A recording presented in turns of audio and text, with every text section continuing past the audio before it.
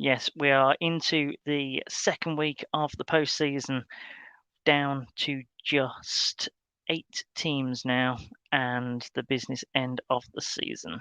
Hello, everyone. Cecil Martin here. Hey, this is Hunter Henry. What's up, man? This is Max Crosby, part of Raider Nation. Hey, this is Ross Tucker, former NFL offensive lineman. Hey, it's Tyler Lockett of the Seattle Seahawks. Hey, this is Jerry Judy, wide receiver for the Denver Broncos, and you're listening to the Full10Yards NFL Podcast.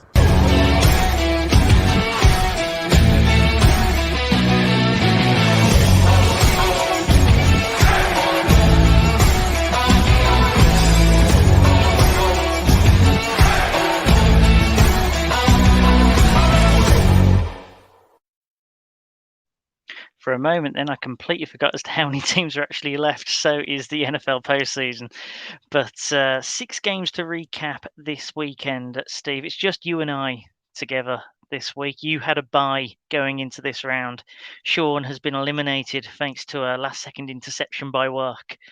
Very Raiders-esque in that way. But you being the Green Bay Packers style, Sean, number 1 seed, you come through here in the divisional round. How are you, sir? Yeah, doing well. I don't know if I can do that intro any justice. I don't know if I'm as much as the Green Bay Packers, but they'll be pretty pleased with what happened over the weekend. But an interesting weekend of action. I think this is the sort of time of the year where if your team is not, one of the best in the league and is involved, you almost sort of breathe a sigh of relief, don't you? Like it's over, like we don't have to watch it anymore. Yeah, and you're sort of like, right, we can put that season behind us. Let's have a few months off, and then we can get back to it. But actually, when the off season comes around, once it gets to April time, you're like, oh bloody hell, I miss football. I wish football was back. So yes, we must remember to enjoy it whilst it's here, because this is where it starts getting tasty. But before we go on to that, we really should discuss the weekend's action or lack thereof, shall we say? Yes, we should. So some of you may have seen on Spotify or other vendors that we've titled this podcast the not so wild and certainly not super wild card weekend. And we say that because when you look at the results as to how they've finished, only 2 of the games ended up within a score or even within 2 scores. You got the Bengals and Raiders at 26-19 and the 49ers beating the Cowboys 23-17, and the rest are blowouts. 4 out of the 6 are blowouts. It's not even something that I could say is a relative surprise either. Yeah, I think one thing I've been saying this week to everyone I've spoken to since the Sunday night game certainly is that, and obviously the Monday Night Football has proven that as well, is that this year it feels like, with the exception of San Francisco, this has been the biggest gulf of quality between your divisional winners, your top 4, and then the wildcard teams, your 5, 6, and 7 seeds, because all of the, with the exception of San Francisco, all of the 5, 6, and 7 seeds just went out with a whimper. Just like no fight at all. Like not, really, none of them even really came close. It almost felt like they were there to just make up the numbers. Yeah. The Patriots were absolutely bulldozed, as were the Eagles. The Steelers scored half the points the Chiefs did. The Cardinals might as well have not shown up. I'm not sure they did.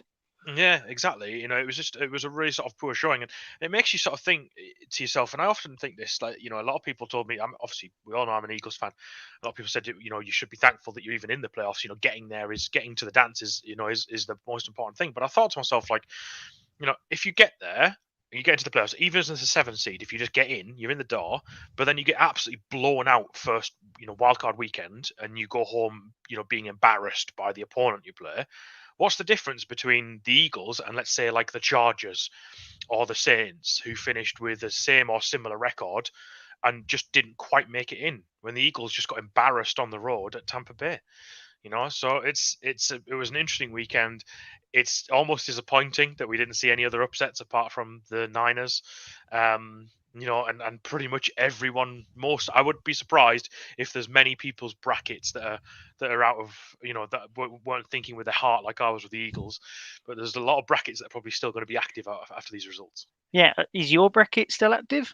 No, because I picked the Eagles. No. I picked the Eagles. Yeah, I thought No, with my you heart.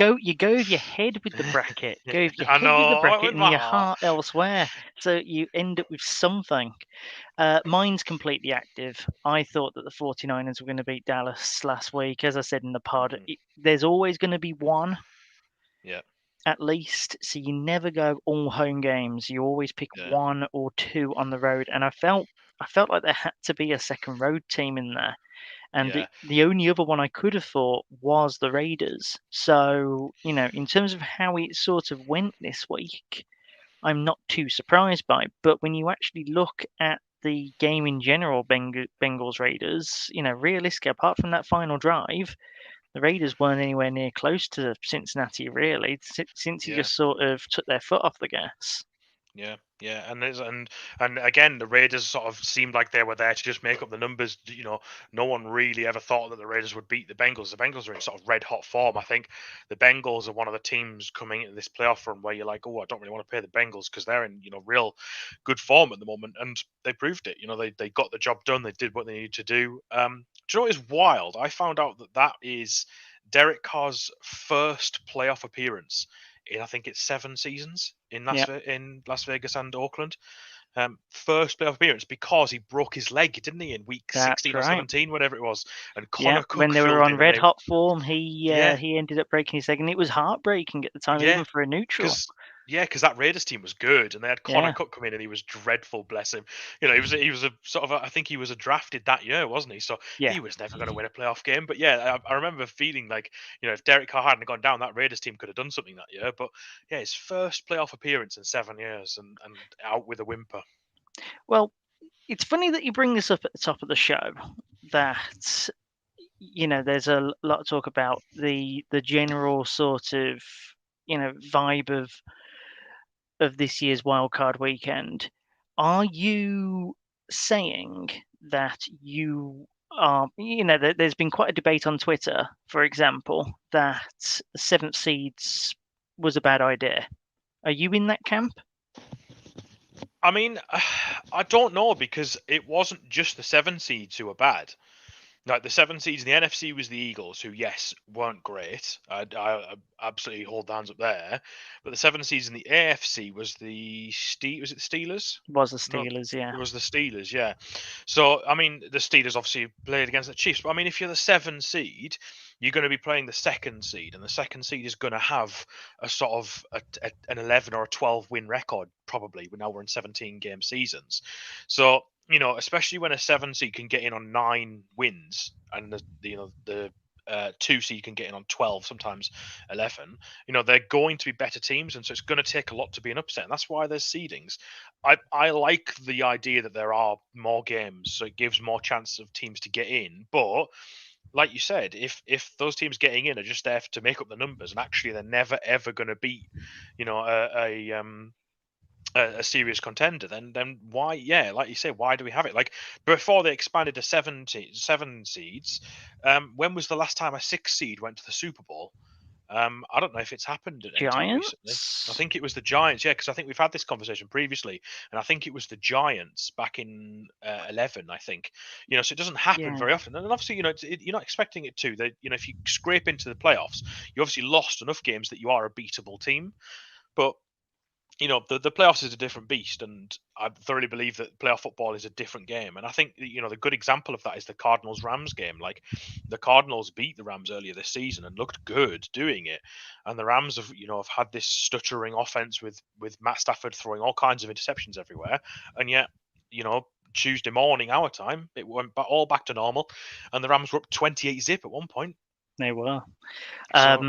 A couple of things. So I'm just going to jump in on the whole 7th seed thing. I actually think that this year is just an anomaly. The AFC needed 8 teams, really. 7 didn't seem enough in the AFC, but 7 was far too much in the NFC. I'd have given the 7th seed of the NFC and handed it to the AFC to create an 8-team playoff on that side because I felt like it needed it a lot more. You had a AFC playoff run without the Chargers and without the Colts, two teams that at points this year seemed destined to, go quite deep at one point, considering as to how they were going, and just faltered towards the end because they were playing other good teams.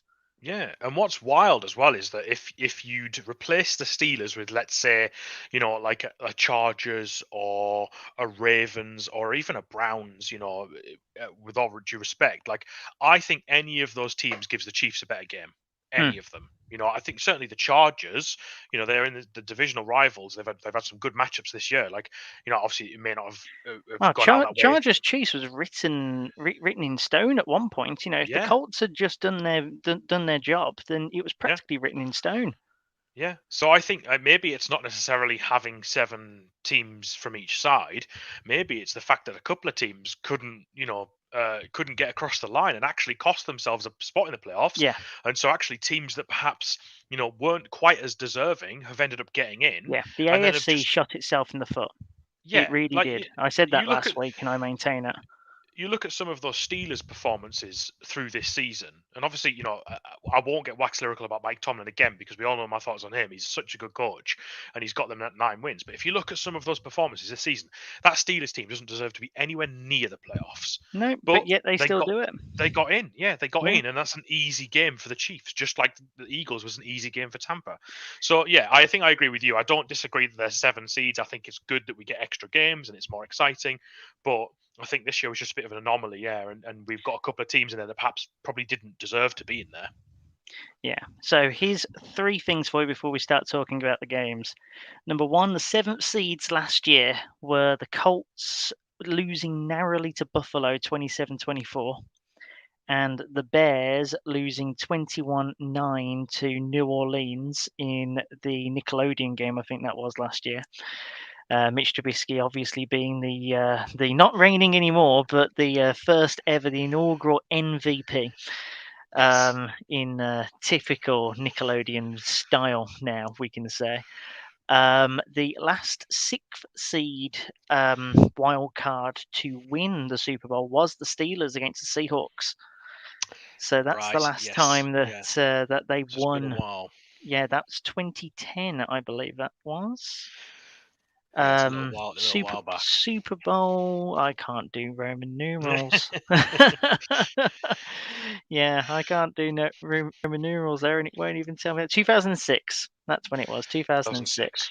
Yeah. And then my 3rd point has gone out the window. So with all that said and done, we'll move on to the games over the weekend. We'll do them in chronological order, Steve. Make it easier on ourselves. Let's do that. Yeah.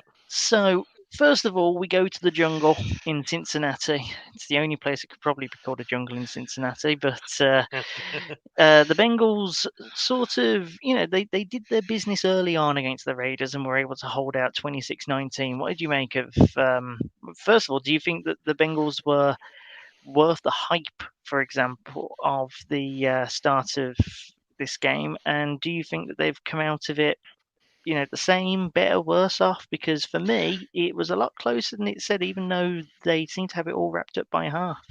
Yeah, I mean, with any playoff game, you never. I know I say this on a weekend when there's been several blowouts, but if you're not a team that's considered like a 1 or a 2 seed, like your Packers, your Chiefs, your Titans, those types of teams, holding any team to like under 10 or 12 points or so is tough, let alone a Vegas team that's gone to all kinds of adversity. I think had the Raiders have won this game, I don't think many of us would have been like, oh wow, that's a massive upset. This was the 4 against the 5 seed, so this wasn't a crazy. No, it wasn't. Was it?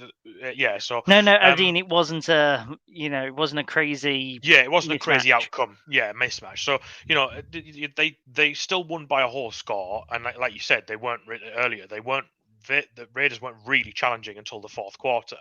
And like you said, they got their business done early. This Cincinnati offense is sensational, but the loss of their tackle to IR is potentially a problem. He's been excellent in that line, and that line that a lot of us criticised in the draft when they went with wide receiver instead of an offensive lineman, and instead they've ended up reaping the rewards from that because Jamar Chase looks like a sensational talent already. But it's how far can this Bengals team go, because they've got a good defense as well. They've certainly got a good secondary. So it's a case of can this Bengals team go much further than this? I think this was a good test, and do you know what as well? I know we've got a lot of them in the group. I feel really happy for our Bengals fans, our Bengals contingent, because they've waited a long time for this. They've waited a long time. Was it their first playoff victory? It's the first playoff win since before you could text about the Bengals winning a playoff game. And in fact, the Bengals social media team even sent out a text in all caps. A tweet in all caps going, "Send them texts." They really played into it. And yeah, as much as I put on my Brown supporting hatred of the Bengals on, like you say, these are long-suffering fans, much in the same vein as I was with the Browns last year. A playoff victory is magical. We've both experienced it. Winning that game, especially when you've been waiting for so long, is really something. It was 30 years from 1991. It was 30 years. That's such a long time. So, jeez, wasn't even born then. Christ. Yeah, exactly. Neither was I. So that's how long they've been waiting for this. So, good on them, and it's great to see them. Absolutely. And I really hope that they enjoyed it, even if they couldn't enjoy it right until the very end, of which I have a similar feel. I remember it being about 4:00 in the morning, Roethlisberger sort of coming back and thinking, 15 points up, but I can't feel like this is done, sort of thing. So them to have that real danger, and then just that release that we've done it. We don't have to have it on our backs anymore. We live for another day. Yeah. But I am elated for them, absolutely. A quick point before we move on from this. The Raiders actually outperformed the Bengals in practically every statistic, apart from one, of which was the turnovers. Yeah. So the lost fumble and obviously the game-ending interception is what stood between the Raiders and the Bengals. Turning it over to the Raiders, because we can wax lyrical about the Bengals all day long. They had a great first half performance, of which was very Joe Burrow-esque. Chase got into the game. He used CJ Azuma a lot more as well, which is great. But moving it on to the Raiders, I feel like they've had an incredible season considering the constant crap that was poured over them in the middle of this season. They have somehow got to the 5th seed, which looked impossible about a month ago. If you'd have told me the Raiders would have been the 5th seed, in November, I'd have said that you were crazy. And then to come out of this game probably feeling that if one or two things had gone your way sportingly, I'm not saying it was unsportingly or anything like that, but if they just got a break or two, they probably come out of this game and they're ready to take on the Titans next week. Yeah, absolutely. Yeah, I think and they moved on from Mike Mayock yesterday as well. Yeah. That's probably been a decision that's been coming. I've heard some NFL insiders were saying that there was mootings of that even happening just after the draft. So, it's something I think that's been long in the pipeline. But they've moved on from Mayock. They've lost their head coach. They've lost several players to off-field incidents. They've been fraught with controversy all season. Yet to come out with a 10-7 record. And take the Bengals really quite close in the end. I think this Raiders team is not a flashy team. They're not considered like you think of the Bengals and you think obviously they've got Joe Burrow and Jamar Chase as the sort of the two titans of the team, as well as some really good skill players around the team. And that's no disrespect to Las Vegas. They do have some good players, but they're not a flashy team. They've got some good solid players on that team. Guys like Darren Waller, Hunter Renfrow. Derek Carr's what you would call probably a a reliable quarterback, and they've come through the season, and I think they can definitely leave it sort of heads held high. And I think that Rich Bisaccia as well has certainly made a push for that job. I think it wouldn't surprise me if Las Vegas give it to him, because I think they've done a really good. I think they should. Job. Yeah, I think they he should. deserves it. He's done. I mean, talk about an interview process. There's your interview right there. Yeah. Exactly. Took them to the playoffs after losing one of their star wide receivers. I know it was a cornerback as well. They've as well as other controversies on and off the field. So I think the absolutely praise for the Raiders. Yeah. At least give him a 1-year deal. Give him a prove it. See if he can actually do it. Don't give him a 10-year deal. Look what happened last time he did that, Las Vegas. No, they'll only give him a 5. They'll give him a 5. That's a prove it in Vegas. Right, from the jungle to the snow globe in Buffalo. I don't think we're going to be talking too much about this one, Steve, to be quite honest. No. For a number of reasons. One, we don't have many Bills fans that actually listen to this, so they can't even take this in. I feel like there should be a lot more UK Bills fans out there, considering the kind of team and fan base they are. We're probably way more likely to have New England fans who will most likely want this game to never be spoken of ever again. But 47-17 Bills in a game of which was supposed to be one of the tightest of the weekend. It looks like the Patriots didn't show up. Oh no, and that is unlike the Patriots as well. It really is. Like, I remember thinking when they got in as the 6th seed, thinking, "Oh, Patriots are in again. Here we go. Here, it's the same old, same old. They never go away. They've had one season off. Belichick's had one season to go skiing or something, whatever he wants to do in January, doesn't usually get the chance to do. But here we are, and the Bills have absolutely steamrolled them. Josh Allen was sensational. He really was. This version of Josh Allen, if they can get this more consistently out of him, this is the type of Josh Allen that will lead this Bills team to several Super Bowls, because he was so good. Yeah, I think it was an almost perfect. Do you want me to read out the stat line? Go on. 21 of 25 for 308 and 5 touchdowns, no INTs. Oh, and he also got 66 yards off 6 carries on the ground for good measure. Yeah, he was just absolutely sensational, and alongside his 66 yards on the ground, it was something that Sean's been saying all season. Does this Buffalo team need to have a rushing attack to win? I was just about to mention it. Yeah, they finally put something on the ground. Devin Singletary looked like a man possessed. Yeah, he's the kind of man I've been wanting on my fantasy teams this year. Yeah, exactly. And so everything sort of finally, I think, clicked all in one game. And 174 yards on the ground, just over 300 in the air, and a lot of receivers getting involved as well. They targeted, I think there's 9 different targets for a reception. So they're spreading the ball around as well. They're not just going to 1 or 2 guys. Yeah, Tommy Doyle getting a reception for a yard.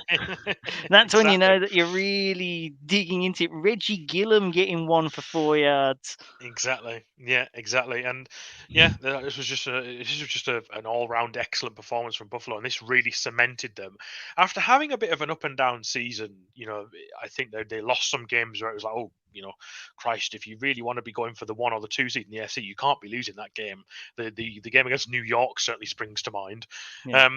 But I think this is as much Buffalo being exceptional as it was just the Patriots being completely lackluster. And I think you'd probably agree that this is one of Belichick's sort of worst coach games in his career. He will not want to look back on this. He'll want to move on from this very quickly, because the Patriots just did not show up. And, all things said that, they have still got a rookie quarterback. We can get all swept up on all of this, but at the same time, they do still have a rookie quarterback in Mac Jones. And it showed, I think. He 2 touchdowns, but also 2 interceptions. He was sacked 3 times. His rating was about half of what Josh Allen's was. He threw the ball pretty well, but when you're throwing 2 interceptions against a Buffalo team, that when their defense is gonna take the ball off you. If you're going to give it back to their offense, then that Buffalo offense is just going to ram the ball straight back down the Patriots defense throat again. So, the defense was I think was just on the field for too long, and I think against teams like this, especially in the weather in Buffalo, it's just going to get tired. Just going to get tired, and I think that's what happened. I did see a Buffalo fan jump off the top of an RV through a table after the game, though. So absolutely here for that. Here for that. Bills Mafia is unrivaled. I mean, I like to Absolutely. think that Browns fans are fanatical, particularly considering the stuff which they've had to go through, and they are still fanatical. But Bills Mafia is like that, but they've also taken like MDMA or something like that just to really Chaos. get the party started. Yeah, it's complete chaos. It's the Dave Moore of fan bases. Yeah, exactly. Yeah, I totally agree. I've got the Bills as winning the Super Bowl in my bracket. Okay. Am I crazy? Yeah, I think everything depends on the game next week, which obviously we'll come on to later in the show. They've got a really tough game at Kansas City, and I think this will be a chance for revenge. I think I think they probably would have preferred to go to Tennessee. No, really? I think so. Yeah, I don't know. I think everyone would have preferred to go to Tennessee. To be quite honest, they are definitely the fake number one seed. Yeah, and the Chiefs are rolling as well, which again we'll come on to. But yeah, that's going to be a sensational game, and shocked that they've put it at midnight on Sunday for us UK fans. So, yes, we'll wait and see. But yeah, Bills are definitely heating up at the right time. Who have you got as your? Who did you have? Should I say? Couldn't have been Eagles. Green Bay. Green Bay. Yeah, that's fair. I have them going out to. I have them going out to the Bucks. Okay. So that's in the championship game. Yeah, again, because Rodgers just can't do it. Anyway, I'm going to say I've said that every week for the past like 4 or 5 weeks. So I'm going to keep saying it until it becomes reality, and then I reckon he's listening. I reckon Aaron Rodgers is listening. I reckon he's a big fan. Hey, things which I've said about Lamar Jackson and Kyler Murray have ended up proving true over the course of this year. Who knows what I could actually be in control of? Heading on to, I'm guessing that you don't want to talk too much about this one. We're moving on to Sunday afternoon. The Buccaneers rolling over the Eagles 31-15. We're going to get a bit more of a somber sort of mood from Steve now. If I had control over like musical aspects of this show, I would definitely be putting on a slow ballad at this point. But I think that you were probably predicting something like this, maybe not quite as rampant in the start of it. The Bucks raced out to like a 31-0 lead before essentially allowing you to tack on 2 scores. But it was probably more of a case of just letting you get your hopes out of the way early more than anything else. This was obviously the 6 p.m. game here in the UK on Sunday night. So this was the one that everyone was able to watch because it was at a friendly time. Poor us.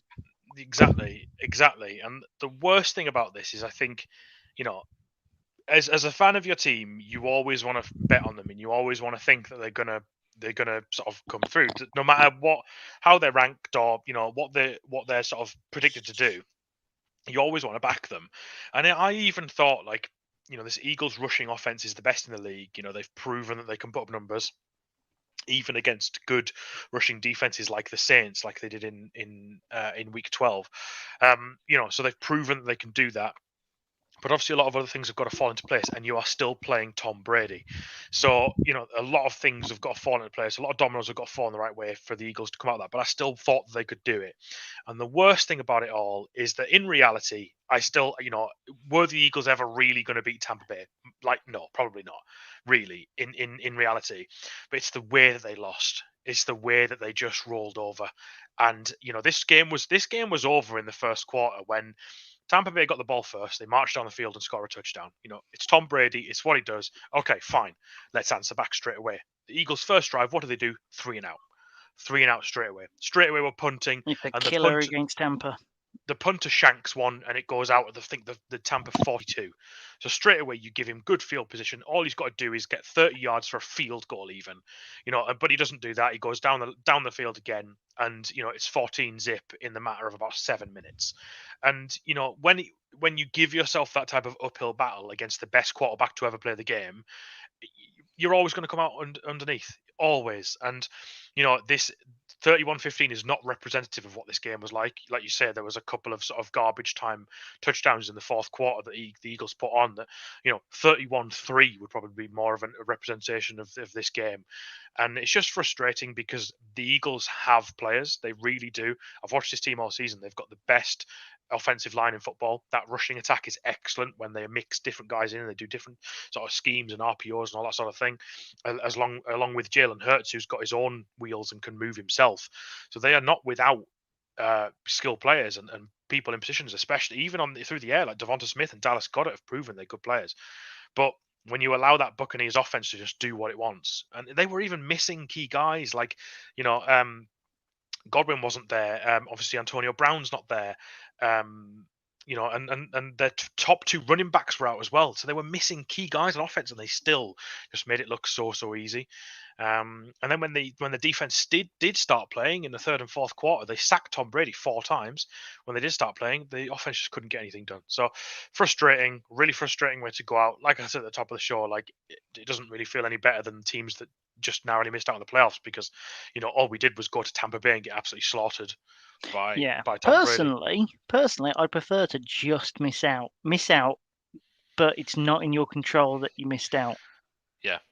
You win on week 18, but let's say another team also got the win that they needed, so they're constantly asking yourself throughout the off season, we were good enough, would we have done all right? Whereas you know that no, you weren't good enough, and you've been dealt a major blow. Yeah. Overall, though, as an Eagles fan, are you happy with your season? Yes, I mean, I think most people would have predicted this Eagles team with a rookie head coach and effectively a rookie quarterback, maybe 4 or 5, maybe 6 wins, maybe, and sort of third or fourth in the NFC. And they didn't. They came second in the NFC, only narrowly missing out to Dallas, really, in the grand scheme. The only rookie head coach to get into the playoffs. There was flashes of really good play from a lot of players across the roster. We've got the whole off season to do a sort of look into teams and how they perform. But yeah, certainly heading in the right direction. I think this is a big off season. Those 3 first-round picks look mighty impressive now. So, oh yes, you've been able to do all this and still have those 3 very impressively placed picks. Yeah, exactly. Your front office has had a playoff season, if nothing else. So yeah, I think that you're in a great spot going forward. It's all about execution now. Yeah, exactly. And I think one thing I would just say on the Tampa Bay side of things is obviously Tom Brady is Tom Brady. He gets the job done. He's so good at what he does. He doesn't give you any chance. And it surprised me we sacked him as much as as the Eagles did, because he gets the ball out so fast. That's one of the things he's always done throughout his entire career. And he was making things happen with Mike Evans and Gronkowski, but even guys like Gio Bernard, making things happen with them. But from what I saw from this Tampa team, a better team than the Eagles will beat them. I don't think if this performance was anything to go by, I know they've got guys coming back, but I think a better team, a better quarterback beats this Tampa team. I think, you need a better defense and you need a quarterback that's willing to be aggressive. So it's going to be really intriguing to see how they handle the Rams. I think it's going to be a really good test, and we'll come on to the preview shortly. But yeah, this whilst it was a shellacking, shall we say, and they probably could have put up more than 31 if they were playing really. I think they sort of took the foot off the gas in the third and fourth quarters. They did, yeah. I think this team is beatable, really. I think they're beatable, but I don't think you'll see it in the NFC. But like you say, we'll come back to it. But I think that you're right. But I think that what you're looking for is on the other side of the curtain. And also, let's not forget, Tampa were without some key pieces. Mike Evans essentially had to run the show for them on offense, as well as Tom Brady, obviously. 9 receptions for 117 yards, and he doesn't get mentioned about anywhere near as much as some of the other wideouts which are out there, and he constantly puts in performances. Do you know what? You took the words out of my mouth. I've literally just come back to say like we should give Mike Evans some props because he never gets mentioned in the conversations with the guys like Devontae Adams and Cooper Kupp and and guys like that are widely regarded as the best in the league. But he's been He is so top of consistent for tier so 2. long. Yeah, he's top of tier 2. I think if you take out your premier one, like your world class elite, constant conversation pieces like Adams, like Cup, like Hopkins when he's fully fit, etc. When you take those out, Mike Evans is the first on the list. See, I'd potentially even, I don't want to turn this into the Mike Evans show, but I'd potentially even put him in that elite list. Like, you look at how long he's been doing it and some of the quarterbacks he's had through the years as well. Like, he's been an exceptional player for a long, long time. And I think it's about time he started getting the sort of respect because I think he's been an exceptional receiver. And, especially, he had like Jameis Winston for a season and when he threw about 800 picks. So, he's been impressive. He's had 1,000 yards receiving his every season in the NFL. I mean, it helps that he's in an air offense, though. Let's not take let's not take that away. Very true. But yeah, no, my missus would be happy with you. Mike Evans is by far her favourite player, and whenever I put Evans has scored another touchdown, she does a little dance. So yeah, no, she'll be happy with your words. Right, let's go on to an interesting one, and one of which you'll definitely be happy with. Let's turn that frown upside down. The San Francisco 49ers almost threw it away, but didn't, in a 23-17 road win, the only road win of the weekend against the Dallas Cowboys. I thought that the 49ers were going to hand them a loss. It looked like it was going to be pretty comfortable at the half. Dallas, though, were allowed to come back. Kyle Shanahan playing way too conservatively towards the end of the game, not allowing Garoppolo to win this game for himself, I thought. And Dallas ended up with the weirdest call that you could possibly ask for with 13 seconds left, where Dak Prescott, QB, sneaks it for about 14, 15 yards with the refs not knowing what's happening. The refs can't spot it in time. They only had 5 seconds to run over and spot it. What doesn't help is that they weren't lined up right. They had the ball down on the floor rather than giving it to the ref, and still they weren't actually in position to spike it anyway. So there is so much to unpack here, Steve, from this game.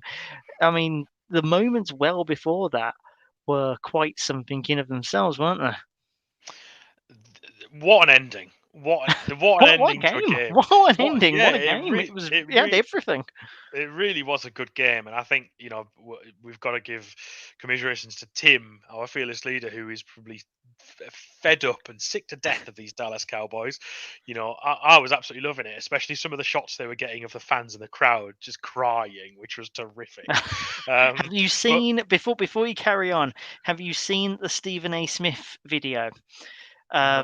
No, right. I'll relink it to you. It's currently in our WhatsApp chat. Essentially, if you go out there and type in Stephen A. Smith, Dallas Cowboys fans, you should be able to find it on Twitter and other places, where he is essentially just laughing at the different people in the stands at AT&T Stadium for a solid minute. It is. I mean, if you're a Dallas fan, it's crude to the point of vulgarity. But if you're just someone that enjoys the emotion of sport, either end, because you can appreciate being on both sides of it, it's such a fun minute. But yeah, I agree with you. It literally had everything. It really did. And I think what's important to remember as well is that whilst this last 14 seconds was absolute chaos, and what was Dak thinking? What was the play call? Was that Mike McCarthy? Was that Dak? I don't know who's to blame there, but the fact that it's a recognized rule, at least there wasn't any controversy as well. At least there's no one out here like, there was time that the clock was finished. Yeah. There was time for it to do. Everyone knows that the ref has to touch the ball. That is just an accepted rule. There's no way around that, and they just didn't give him enough time. And I sort of understand what the premise was, and if you're going to do that and you're going to spike it to give yourself one shot in the end zone for 15 yards closer than you were, it becomes less of a Hail Mary and more of like you can run an actual play. So I sort of get it, but if you're going to do it, at least give the refs a heads up. At least don't run as far. There's several things they could have done. However, from a Dallas standpoint, that's not where this game was lost. This game was lost far before then. Here's some stats for you. They gave up 169 yards on the ground to Elijah Mitchell, who was taken on day 3 in the draft. Although he's been an exceptional running back, but he's certainly not a sort of household name. They gave up 5 sacks on Dak, this so-called exceptional, offensive line that has been good in flashes this season, giving up 5 sacks. Dak only completed less than 60% of his passes. They only ran for 77 yards with one of the best so-called rushing attacks in the league, with that with 27 of those yards being Dak. Yeah, exactly. With that double punch of Pollard and Zeke, only 77 between the 3 of them. And worst of all, they committed 14 penalties. Yes. 14. Which is the most in a playoff game? I think so. Yeah, I think it's either the joint most or the most in a playoff game. I think so. And it was constant. It just felt constant as well. And it wasn't just 1 or 2 players doing it; like it was all over the place. And I think that tells a lot about the occasion and the coaching and such. Like, when it's such an epidemic on the field that everyone is committing penalties, I think that tells a lot about the occasion and how it's getting to them. Like, when was the last time the AT&T Stadium has been full for a playoff game? It hasn't happened in a long time. And how many 49ers fans were there? It was about 65-35, wasn't it? Yeah, and exactly. That's San Francisco. I mean, I know that fans are everywhere, but for your diehards, that's a trip at the start of the year. Exactly. Yeah, exactly. And I think, this I think summarizes Dallas as a team. And we all know I'm an Eagles fan, and obviously, they're arch rivals, and I take full pleasure in being able to sort of see them go out at the same round as the Eagles did. But on a serious standpoint, Dallas have only won 3 playoff games in the last 26 years. That's appalling. And in the last 11 times they've been to the playoffs, they still haven't reached the championship game. I think they've got their record of the last time they were in the championship game, I think, was 1996. Yikes. And they've been to the playoffs 11 times since, and they still haven't been back to the championship game, which is the longest active streak in NFL history. Like, that's insane. Like, you cannot have that little success. You'd think 25 years is enough time that if you're going to, blow it all up and start again and rebuild and such, you'd think that's enough time to build a roster and get a head coach in and build a philosophy to get that happening. And I honestly think that this Dallas team will not go anywhere and not have any success whilst Jerry's at the front. They just won't. That guy wants too much to do with it. He wants to have his hand in every single pot. He wants to be the guy on the radio shows answering the questions. He wants to be the guy that makes all the decisions. He wants to have full control over everything in that organization. And whilst he's there, this Dallas team won't win anything. They just won't. You look at the teams that win things, the teams that are successful, they build a culture and they get the head coach in, they get the quarterback in, and they build a culture and they build a winning, team and a winning mentality. And that just doesn't exist in Dallas. That roster was good enough. That defense, I think, surprised people, and perhaps I don't think they were Super Bowl winners, but that roster was good enough to go to the divisional and maybe even the conference game. And they've failed at the first hurdle. Should questions be asked of Mike McCarthy? Maybe, possibly. I think if you spoke to a Dallas fan, they'd probably say, yeah, definitely. A lot of them are calling for his head and put Kellen Moore in the hot seat. So right, I tell you what, in the interest of moving on, I'm going to give you some quick fire questions, right? So, first of all, do you move on from Mike McCarthy if you're the Cowboys? Yes or no? It's so difficult, but I'd be tempted to. I'd be really, really tempted to. What has he done in the last 2 seasons? Yeah. Jimmy Garoppolo, if he crashes out next week, like we expect the 49ers to crash out next week, does he get the starting call next year? I think there's a number of factors that come into it, and I think one of them is his injury proneness. He's just too injured too often, and I think that they mortgage the future to get Trey Lance, so they have to start him soon. And I wonder if a full off season with him, now he's been through a season, he's played a couple of games, he's got a bit of experience under his belt. Full off season with Kyle Shanahan, I wonder if they are planning to start him, and maybe even Garoppolo might not even be in the building next season. Interesting. There's a lot of factors coming into that, I think. Is Deebo Samuel the greatest Swiss Army knife in the NFL? Absolutely. I saw someone on Twitter yesterday say that he's the best non-quarterback player left in the playoffs. Yeah, and I thought to myself, and I was like, that's actually a really good point. I think he is. Because he can do it all. He's so fun to watch as well. In fact, I'd put him under center and see if he can throw some balls as well. Why not? He does everything else. Player. Yeah, he's so fun to watch, and that San Fran team is getting healthy at the right time. So yeah, that game should be a real interesting one. And then last one for you, and this one's quite fun, I promise. What's the worst howler out of these three? Leighton Van Der Esch's jersey having the wrong spelling on Esch. A punt hitting the underside of the big board, or Jerry's window, as I think that everyone's now calling it, blinding his own wide receiver to crash them out on a third down. Let's spend calamity. Let's spend $1.7 billion on a stadium and just put loads of big giant windows in there, because there's never any sun in Texas. There's never any sun in Texas. It's no never way. sunny in It'll Texas. never happen. It's winter when these games are played. Oh, hitting the big screen is hilarious, isn't it? They've got this big, enormous Texian screen, haven't they? Because everything has to be bigger and better in Texas, and it's just contributed to them losing a game of football. Oh, and then one final thing. Congratulations to Dak Prescott for being named the Nickelodeon Player of the Game. The MVP has passed on to yet another losing quarterback. Apparently, there's always a campaign. There was a campaign last year and this year that the losing quarterback get the most votes. So I think a lot of people jump onto that. I enjoyed the Nickelodeon broadcast this year. I was glad it was on Game Pass. It let me watch it. Having the SpongeBob characters in the field goals and it's just great fun, isn't it? The slime stuff. It's great. I want it for the Super Bowl. Fun. Yeah. Give me the Nickelodeon broadcast for the Super Bowl. It'd be fantastic. Did you see as well? They had a young kid interview Deebo Samuel at the end of the game. Yes, on the pitch I did. side for Nickelodeon, and he was great. He was terrific. He was so good. I think he's an acquired taste. I definitely was more like, oh, all right, kid, you're a bit much there. But no, he'll end up being a star in probably NFL circles in a few years, knowing NFL media. Right, so one that you were happy about from a rivalry point of view to one that I'm happy about from a rivalry point of view. Now, I'll admit, I went to bed at 21-7 at this point. Kansas City 42, Steelers 21 at Arrowhead.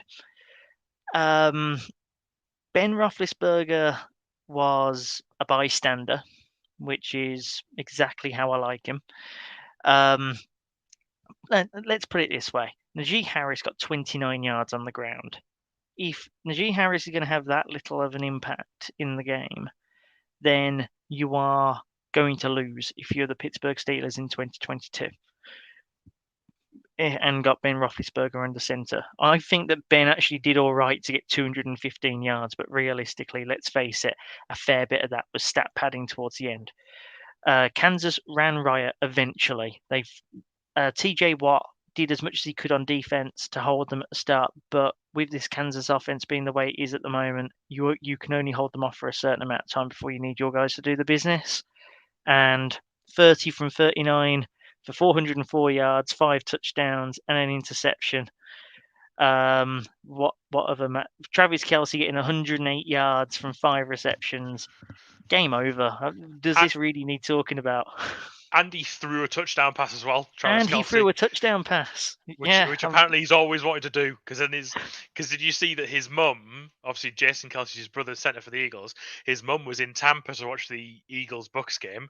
She then got on a plane, flew to Kansas City, made the Kansas City kickoff. I think she got there sometime point during the first quarter, amazing. and then asked Travis Kelce a question in the press conference when he wasn't expecting it. He didn't know she was there, which is just amazing. It's wonderful. But I love those kind of stories. And Travis Kelce yeah. seems like the kind of guy that, I root for Travis Kelce because as a human being, he just seems like a great guy. I mean, you can only take what you're seeing on the screen, but, he just seems incredibly down to earth. So that moment must have been fantastic for him.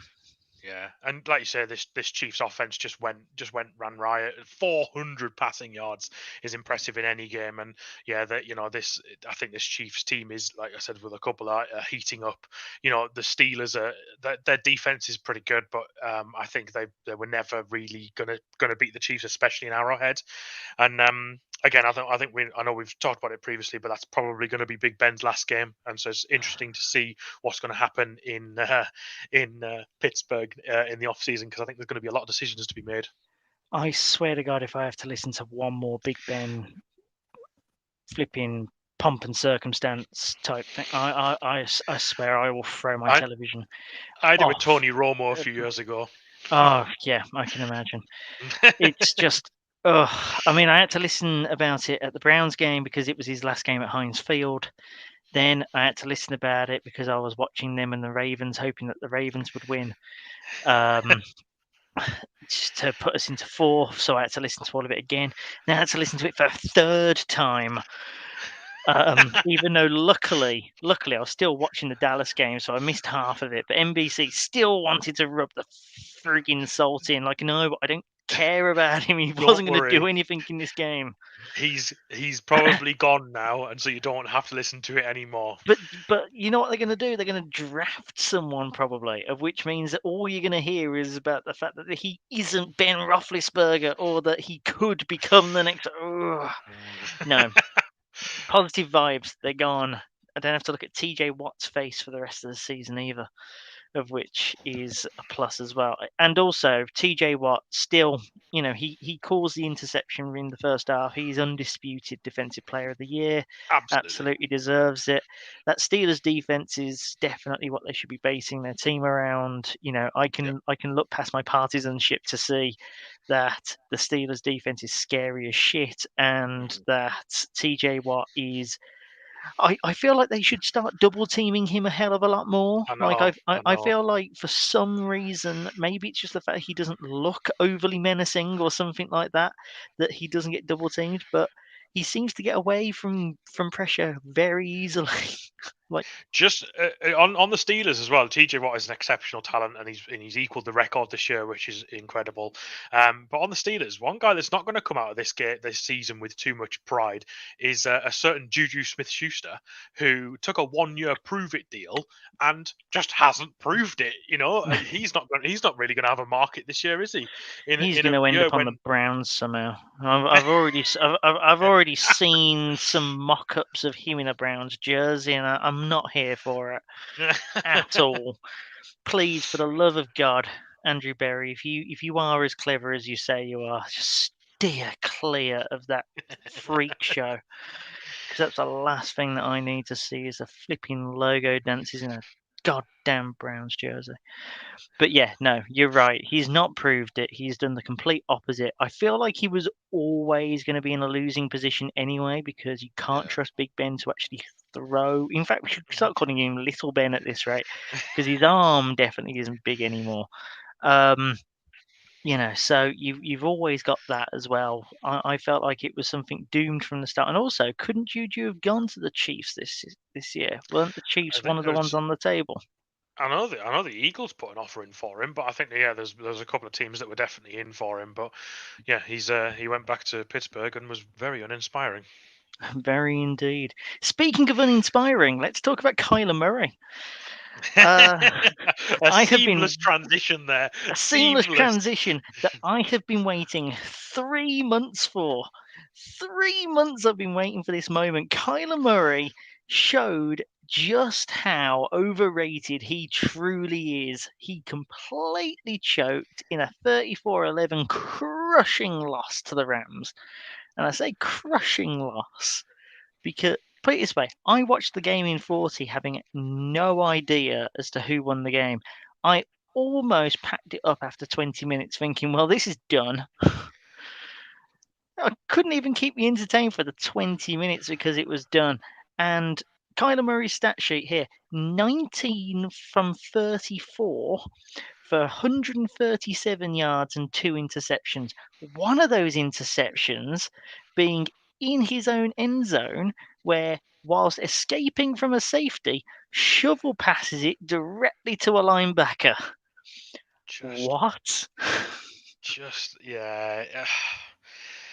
There's an issue in Arizona, and I don't know if that issue gets solved without a change in coach, because Cliff Kingsbury, I've seen a stat showing his first half of the season form versus his second half of the season form in every single team he's coached.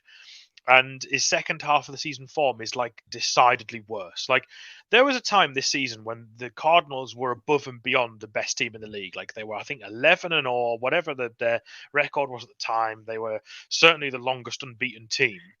So they were 7-0 and then 10-2. 10-2. So yeah, they were a long time unbeaten, and then certainly kept up the record. But then you look at their final sort of few weeks of the season, their last 5 weeks of the season: loss, win, loss.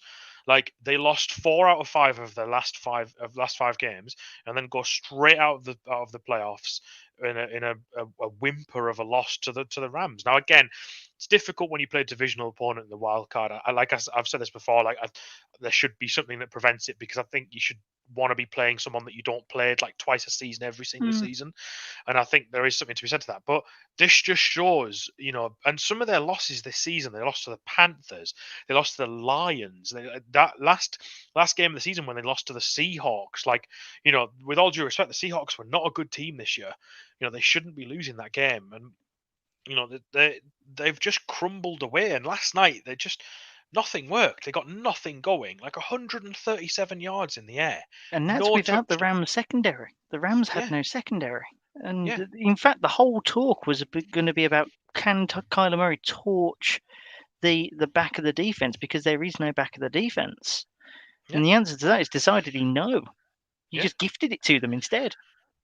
Yeah, absolutely. Yeah. And I'm not sure where Arizona goes from here. I've said before, I've got a friend of mine who's a Cardinals fan, and I said to him at the start of this season that if the Cardinals don't make the playoffs like they didn't last season, when they lost 5 of their last 8 games and missed out on the playoffs because they finished 8-8, Cliff's got to go. Now, they've made the playoffs this year after starting an impressive 10-2, but faltering to 11-6, and have gone out first round to the Rams. Is that really that much better than last season? Yes, their record was better. They've won 3 more games, but they've also gone out straight away. Their quarterback looked awful, to put it bluntly. They've brought in a lot of talent to support him, and yes, DeAndre Hopkins wasn't there, and that's a big loss, but he hasn't been there for a few weeks now. JJ Watt came back, but had 1 tackle for a loss, but didn't really do a huge amount other than that. And it also as well, Matt Stafford, didn't set the world alight. He didn't. It was actually a poor game by stats. 202 yards, 2 touchdowns, 13 completions. There were only 14 completed passes for the Rams. Yeah.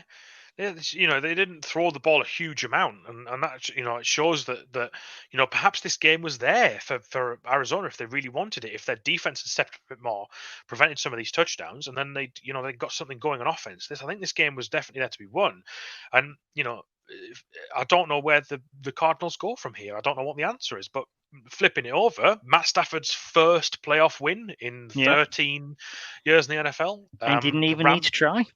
Yeah, the Rams look invigorated. They'll be pleased that all of these trades that they've made are paying off. Von Miller had a big sack on Kyler Murray, so they'll be pleased that he's getting involved. And they've got a game next week in Tampa, which will be a real test for them. And they've got to be on form then, because that Tampa game will not be the same as this Arizona game. Yeah. A couple of things on this before we move on into those games. So this was definitely a game where momentum counted. The Rams, it wasn't flawless from them at the start. They were just able to pounce on errors from Arizona, and there were plenty of them. Arizona have not been good when their key players are out, and I don't think that J.J. Watt was entirely healthy. They didn't have DeAndre Hopkins, and it seems to be that Arizona needs them to be in their prime to work. Because it's shown that when they are not 100% healthy, they don't win games. It's just something of which you've seen over and over again. Whether or not it's actually something of which exists is one thing, but it's what I'm seeing on it's what I'm seeing on paper. And then from that as well, I look at the stats: total yards 375 to 183. LA just played at half tempo, and that's all they needed to do, and it was perfectly fine. And one more thing before before I pass over to you again, Steve. For anybody out there that wants to call me out on this whole Odell Beckham Jr. thing, he had 4 catches for just over 50 yards. Give it a rest. Give it a rest. He's played the Cardinals 3 times this season. Do you want to know what the most yards were? It was in the game for the Browns where they lost. So, no, it wasn't a sensational game. He just was able to actually catch the ball, which is his job. So, yeah, I just want to put that out there, because I've already had 4 people on me today, and I'm tired. And no, I don't think he's setting the world alight. I think he's in single coverage, catching balls from 5 yards away. Big whoop. The guy was supposed to be a massive international superstar. Now he's doing the job that I'd expect Anthony Schwartz to do. So, all good. And with that, Steve, did you have anything extra to add on? I think I'll let you calm down a bit, but I would say as well, I think teams that are in need of a head coach, of which there are now lots across the NFL, I think someone should be giving Raheem Morris another call, because he's done a good job as the defensive coordinator this year. And last night, that defense was excellent against Arizona, and they've obviously neutralized Kyler and that rushing attack. And one of the things that Kyler is supposed to be good at, is running the ball, and he did it twice for 6 yards. He's meant to be a scrambler. He's meant to be the type of guy that will, like a Lamar Jackson or a Jalen Hurts will create plays with his legs, and he just didn't do that last night. And if you can neutralize that of a quarterback who relies so much on their mobility, has Kyler got the ability through the air? Last night he didn't. He did not. So I would like to during the off season, I think, when we start looking at things in a bit more of a broader scope, I'd like to dedicate some time and maybe some research to seeing as to whether or not teams have actually been able to nullify the dual threat nature of dual threat quarterbacks. Because I do think that dual threat quarterbacks this year have taken a hit, just in terms of, you haven't seen the explosive plays anywhere near as much this year, I think, in terms of dual threatedness. I think that it's a phase of which the NFL has learnt from a defensive point of view. But like you say, Kyler Murray has been brought in to do that, and he couldn't do that. So, yeah. One final point, and then we'll move on. Do you want to know what the third down percentage was for Arizona last night without looking at your screen sheet? Oh, God, I don't know. 0. They didn't convert any not third downs. convert a single third down. They had 9 chances, didn't convert That's a single appalling. one. They That's converted appalling. 1 fourth down. They converted 1 fourth down from 2 tries. That's shocking. Like, in a playoff game where everything is on the line, like that, to me, that comes down at a certain point. That comes down to execution. But when you get 9 tries, that's play calling. Yeah. Like, what is happening with the coaching there, and why are you not at least getting 1 or 2 or 3? You know, no wonder they didn't win the game and only scored 11 points. If you're not converting any of your third downs, of course you're not going to win the game. These guys were 10-2 at one point, Steve. Yeah, I know. 10-2. Yeah, I know. How did they get how the mighty have fallen? I think there's going to be some questions asked in Arizona in the off season. And if you're an Arizona fan and you've got Cliff Kingsbury, whilst he's still there with the evidence that he's provided over the last few seasons, what do you expect next year? Yeah. What do you expect? Because that division is only going to get more competitive as Seattle, retool. Okay, Seattle will bounce back, and you've got to expect that the 49ers will just build. Yeah, they've already got a solid roster, and LA, are potentially a Super Bowl contender and will be for a couple more years. This is Arizona have the misfortune of being in one of the best divisions in the NFL in terms of competitiveness and how good all 4 teams are. And if they are not careful, they could be best to worst next year. They're really good. Could get some good money on that. Already starting thinking about next year's bets. Right, before I blow all my money, let's talk about the divisional round now. Obviously, we've spoken about most of these teams already, so this will be a bit quicker. But we'll just go through the 4 games in turn. We'll do it again in chronological order. So Saturday night, it's not Saturday late night, but Saturday night, 9:30. The Cincinnati Bengals go to Nashville to take on the Tennessee Titans. Steve, what I'd like from you is where you think this game will come down to, who you prefer, and who do you think is going to be the key person to look out for? This is such an intriguing matchup. It is, isn't it? Because I think Cincinnati is, like I said earlier, is getting hot at the right time. I think, I could certainly see Cincinnati coming away with the win. I think a big factor for Tennessee is that Derrick Henry practiced today in pads. So I think he's certainly going to be activated, ready for this game. I think that was the plan all along. So Derrick Henry, even if he's got a snap count, he's definitely going to be there. And will he make a difference? I think even just having him on the field will mean that the Cincinnati defense has got a scheme to make sure that he's taken care of, and they account for the fact that he can make those explosive plays. Do you know what? I think one of the things that this game will come down to is how Ryan Tannehill plays, because Ryan Tannehill has proven in years gone by, certainly in previous teams, that he can't handle the big occasion. And until he came to Tennessee, no one believed in Ryan Tannehill. But this season he's looked shaky at times. He's had times when they lose to teams like the Jets and the Texans. The Titans this season had a really weird season where they won all the games that you probably penciled that might be a loss. And then they lost the games that they definitely should have won. Yeah. They lost to the Texans, they lost to the Jets, and they lost to the Steelers. All the games of which they should have won. But yet beat the Bills, Kansas, did they? They beat Rams. They beat the Rams. They beat the Chiefs. They beat the Colts. They beat the Niners. They beat some good teams along the way. So they play up to their competition. Yeah. And so you look at where this Tennessee Titans team goes, and what do they do from here?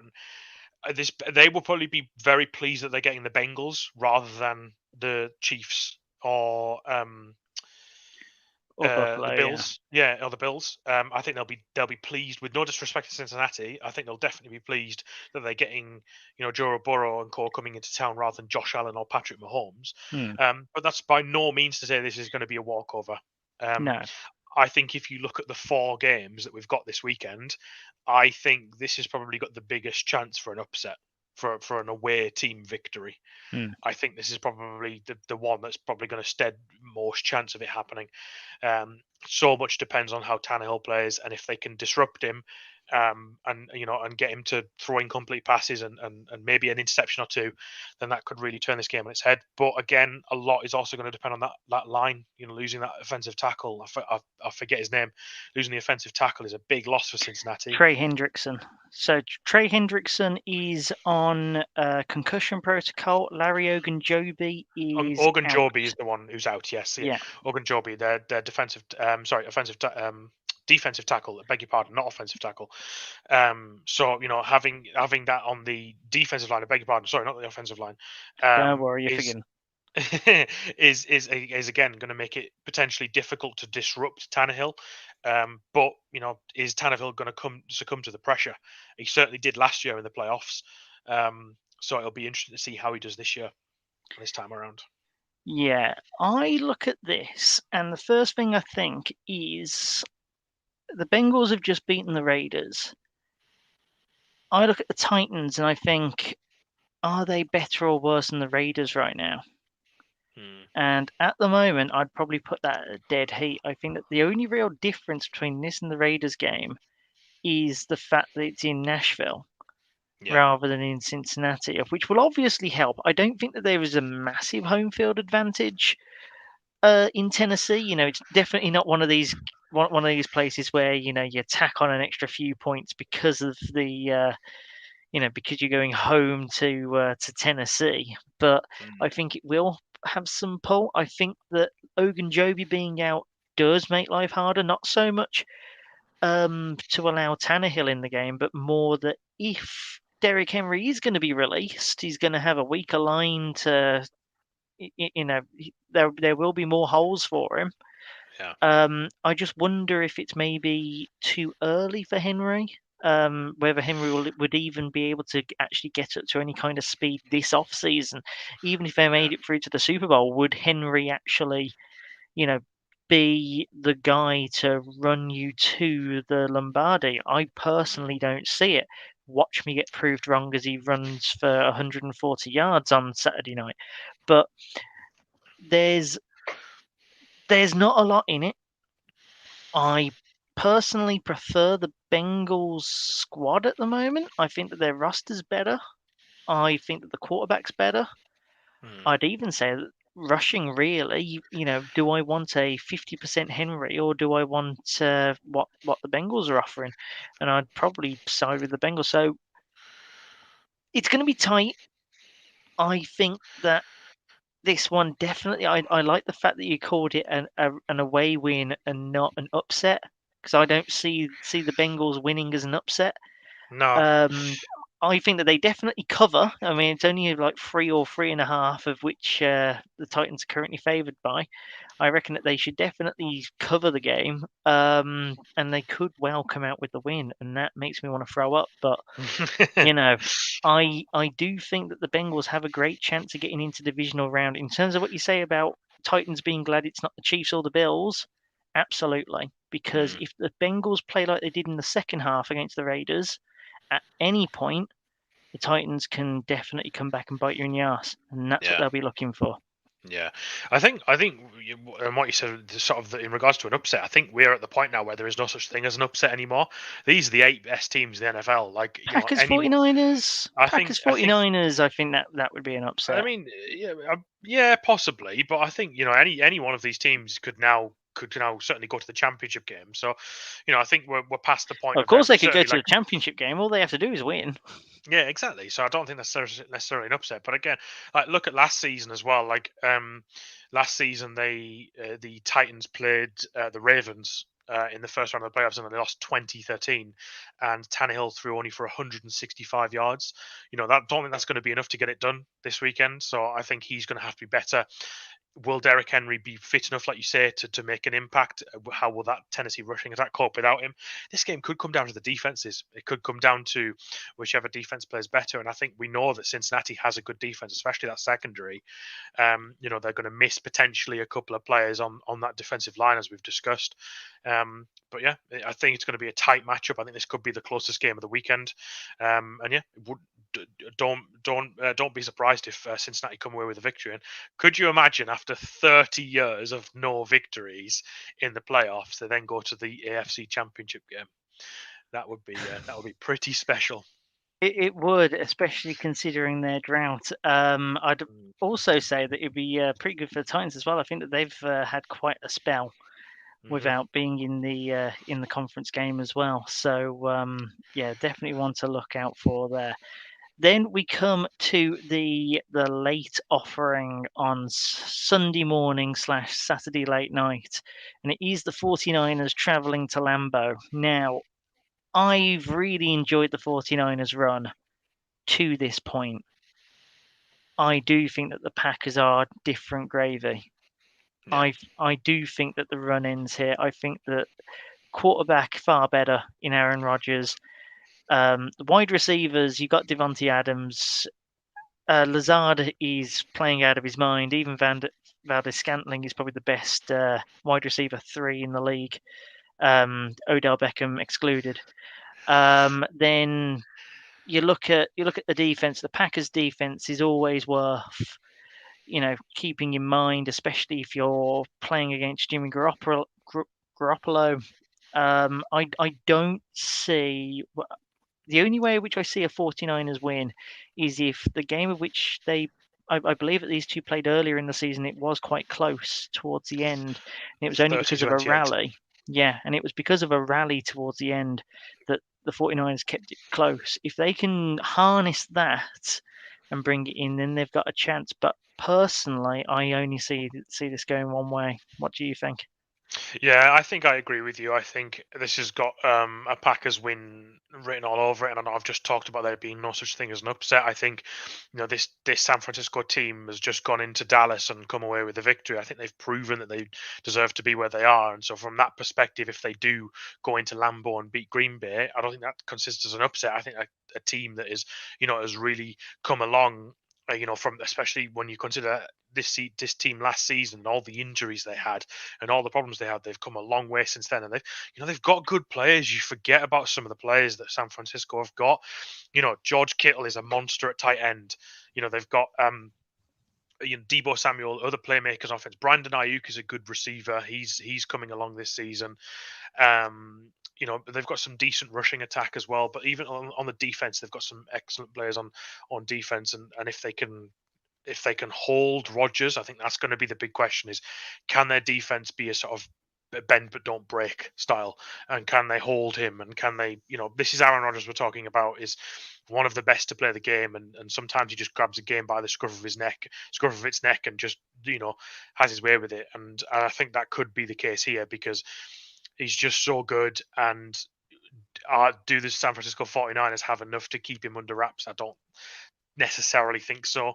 I think it should be a good game. It's a shame that it's the 1:15 game on Saturday night because that's obviously really difficult to stay up and watch. But I think this wouldn't surprise me if Green Bay comes out on the road to hosting yet another NFC Championship game.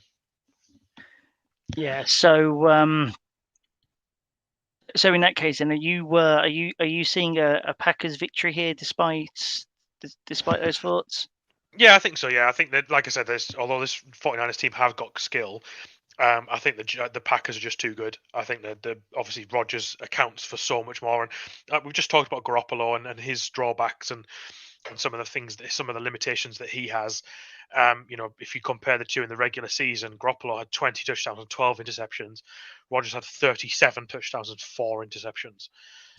And that was over a very similar yardage as well. So what that tells me is that Rodgers is so much more efficient with the ball, and he's so much more effective in getting it to the people that are going to score points and going to create touchdowns and create plays. So as Rodgers much as and this Adams. point. Yeah, exactly. They're a chemistry that have been working together for years and years. And as much as this 49ers team is fun to watch, I think this will be a Green Bay victory. Speaking of fun to watch, how's this for a smooth transition? We move to 8 o'clock on Sunday. Buccaneers taking on the Rams at the Ray J.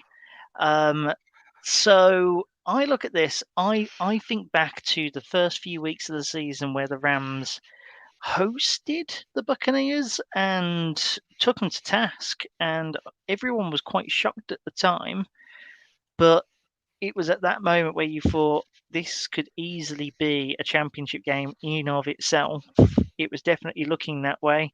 I expect the same vibe this time round. I think that both teams are going to be giving everything. I expect a really high scoring game. I think that the defenses are going to be anomalies again. Really, it will come down to who can get the stops. Can Von Miller get to Brady? If that is the case, then I see it tipping towards the Rams. If Matt Stafford has games similar to what he's had recently, and I include last night, I don't think he's able to rack up enough points to actually get them over the line. So this is going to be on a knife edge. I give it to the Bucks at the moment, though. Interestingly, this matchup happened in week 3, same as the Packers 49ers. It was week 3. Yeah. That's interesting. How strange. And it was 34-24 to the Rams. I think what's going to be interesting here is, having just watched the Bucks, is their linebackers are so good, they're so explosive, and they just make plays all over the field. I think it's going to be interesting to see how Stafford handles them, because Stafford has shown in recent weeks that he is prone to the occasional mistake.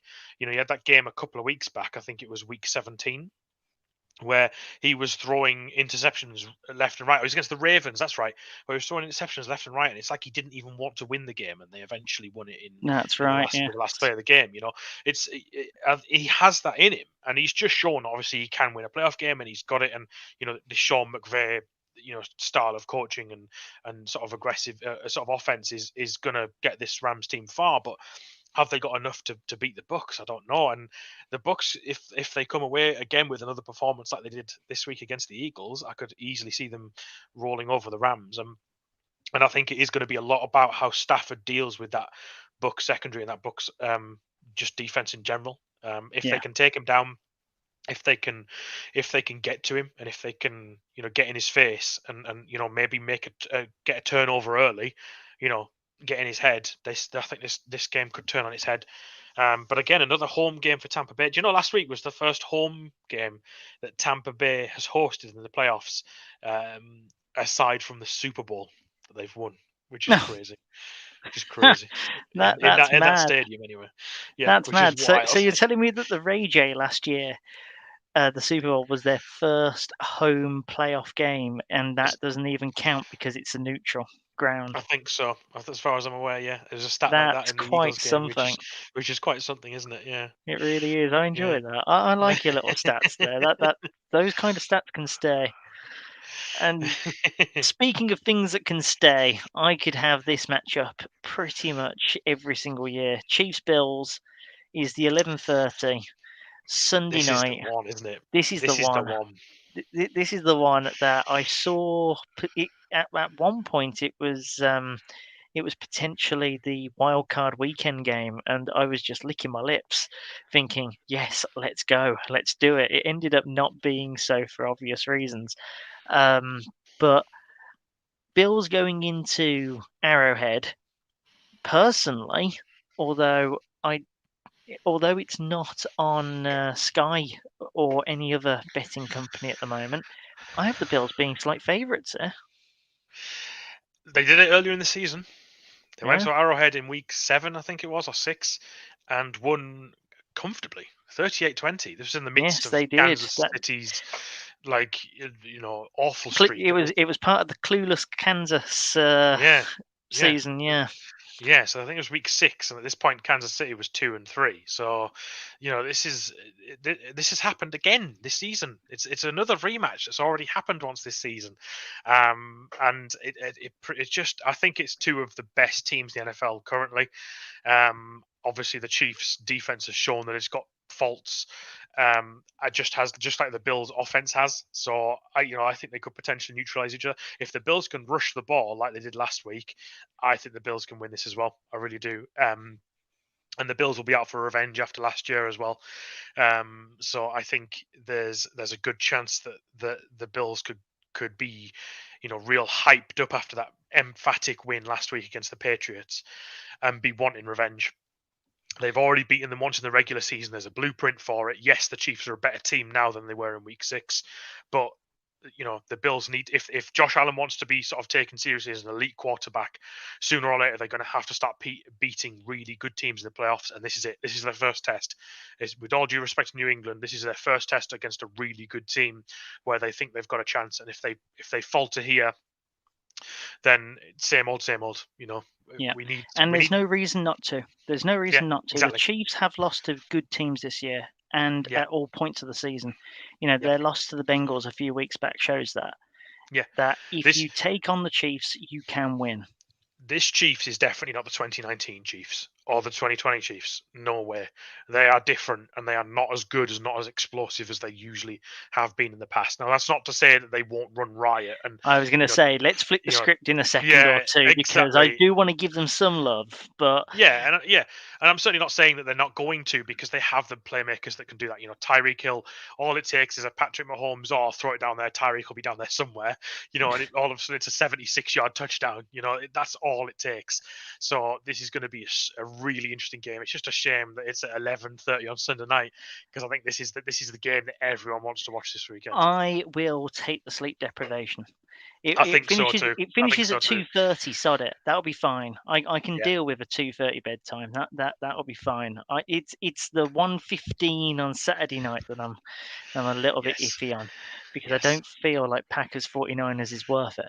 But Chiefs Bills at 11:30. Yeah, give me that. I'm good with it. Gonna show the Chiefs some love before we wrap this up. Yeah.